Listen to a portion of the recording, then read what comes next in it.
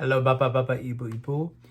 Boleh saya tanya, dalam kehidupan rohani kita, mengapa kita melakukan hal yang kita lakukan? Mengapa kita mengikuti kegiatan-kegiatan mungkin di gereja seperti berdoa, seperti berpuasa, seperti kumpul hari Minggu bukan hari lain atau hari Rabu bukan hari lain. Memang semua hal itu baik dan bagus sekali. Tetapi mengapa kita melakukan hal itu? Lalu kita melihat di dalam Matius 9 ayat 14, ada hal yang bagus dilakukan, tetapi kadang-kadang bisa dilakukan untuk alasan yang kurang pas. Di dalam ayat 14, kita melihat ada percakapan di antara murid-murid Yohanes, dan mereka datang kepada Yesus, dan mereka ada pertanyaan. Nah, ini pertanyaan di dalam Matius 9 ayat 14. Mengapa kami dan orang Farisi berpuasa, tetapi murid-muridmu tidak? Lalu, zaman ini ada tradisi untuk puasa. Ada hari besar untuk puasa. Ada hari khusus untuk puasa. Dan juga ada kelompok di sini. Dan mereka berpuasa pas di 2 kali seminggu. Lalu sering sekali kalau kita masuk dalam hubungan dengan Yesus dan kita percaya, sering sekali ada kebiasaan, hal yang kita lakukan. Nah, maksud saya bukan hal ini salah, tetapi memang ini juga menjadi tradisi, ya, tradisi merayakan kehidupan baru ini seperti ini. Nah, bagi mereka ini ada kebiasaan untuk puasa, dan memang itu bagus juga, betul. Lalu untuk mereka melihat Yesus dan kelompok dia, murid-murid dia, mereka belum berpuasa. Lalu kenapa? Oleh karena itu Yesus bercerita tentang 3 hal. Kalau dia ada 3 cerita. Yang pertama tentang pernikahan, acara pernikahan. Nah, seperti ini, kalau ada acara pernikahan, nggak ada yang mau berpuasa, ya. Ada yang mau makan, ada yang mau minum. Kenapa? Karena merayakan pesta itu, acara pernikahan. Karena itu meriah. Lalu bukan saya tapi Yesus, ada maksudnya dia masih ada dengan murid-murid mereka. Lalu masih meriah, masih harus berpesta, masih harus merayakan Yesus masih ada. Lalu kalau berpuasa saat itu nggak masuk akal, karena belum waktunya.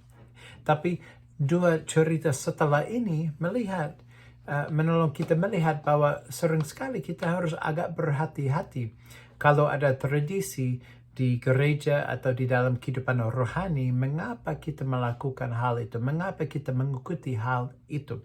Dan dia ada 2 cerita atau 2 contoh itu. Satu, kalau ada kain itu disobek atau ada lubang, lalu kita ambil kain baru. Nah, kalau kain baru itu dijahit supaya lubang itu tutup, lama-kelamaan akan rusak karena kain itu baru nggak cocok dengan kain yang lama. Yang kedua, kalau ada kantong kulit untuk anggur, tapi kantong kulit itu yang tua, nggak cocok, akan terlalu besar dan itu akan putus. Dan itu akan terbuang, dan juga anggur yang masuk terbuang juga. Lalu kalau ada hal yang tua, yang sudah lama, kadang-kadang nggak cocok dengan hal yang baru. Lalu di dalam pasal ini kita melihat maksudnya Yesus bukan murid-murid dia nggak puasa, tapi belum waktunya. Ini yang pertama. Setelah dia sudah meninggal dan dibangkitkan, baru waktunya. Tapi yang kedua, kita harus sadar mungkin alasan Yesus menggunakan contoh ini supaya dia bisa memperolehkan murid-murid untuk hidup bebas dari peraturan-peraturan rohani. Lalu puasa itu hal bagus, tetapi kita harus berpuasa dengan hati yang murni. Kita harus berpuasa untuk alasan yang benar.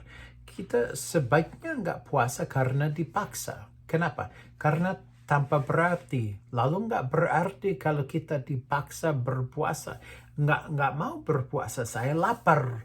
Lapar mau makan. Nah, kalau puasa, lapar lagi. Lalu nggak mau. Nah, tapi kalau saya memutuskan sendiri untuk berpuasa, mungkin mau dan mungkin alasan itu baik dan cocok.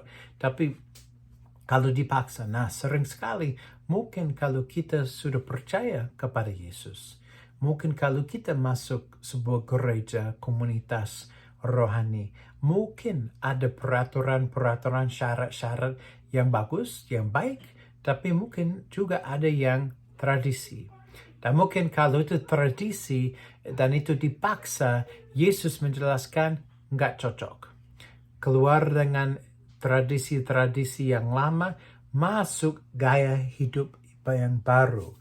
Karena waktu kita percaya kepada Dia, kita mengalami kehidupan yang baru. Dan Dia ingin murid-muridnya hidup bebas dari semua peraturan itu, supaya mereka bisa mengikuti Dia dengan iman. Dan cara yang kita tahu bahwa kita sungguh-sungguh hidup bagi Yesus adalah kita menggunakan iman. Sering sekali bagi saya, kalau ada checklistnya dan banyak hal yang kita harus lakukan, mungkin kita merasa, oh saya ke gereja, cek. Saya ke sini, cek. Saya melakukan ini, cek. Saya melakukan ini, cek. Nah, mungkin semua itu baik dan bagus sekali. Tetapi sering sekali saya bisa menilai diri sendiri, khususnya kehidupan rohani, kalau saya melakukan semua hal ini. Tapi bagi Yesus, mungkin hal yang paling penting, kita hidup oleh iman. Kita menggunakan iman. Karena di dalam Ibrani 11 kita tahu, itu membuat Allah senang kalau kita menggunakan iman. Lalu Yesus ingin membedakan dengan Farisi-Farisi dan kelompok rohani lain daripada murid-murid Dia. Mereka ada gaya hidup baru karena mereka harus hidup seperti Yesus sendiri. Dan itu sebabnya Yesus ditolak oleh banyak orang karena Dia tidak masuk versi Mesias yang mereka harapkan. Lalu mereka menolak Dia sampai ingin membunuh Dia dan Dia disalibkan. Lalu Yesus ingin melepaskan murid-murid dari peraturan lama dan mendorong mereka hidup dengan iman dan hidup mengikuti pola-pola Yesus waktu Dia hidup di sini.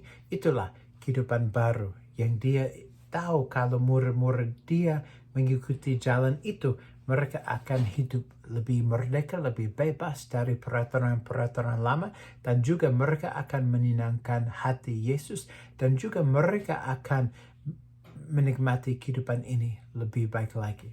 Lalu, saya berharap kita bisa merefleksikan diri dan melihat mengapa kita melakukan hal yang kita lakukan. Kalau kita melakukan dengan hati yang sudah bebas dan ingin hidup dengan iman, atau karena kita merasa ada banyak peraturan yang kita harus ikuti. Yesus ingin kita tahu ada gaya hidup baru kalau kita percaya kepada Dia. Tuhan memberkati. Amin.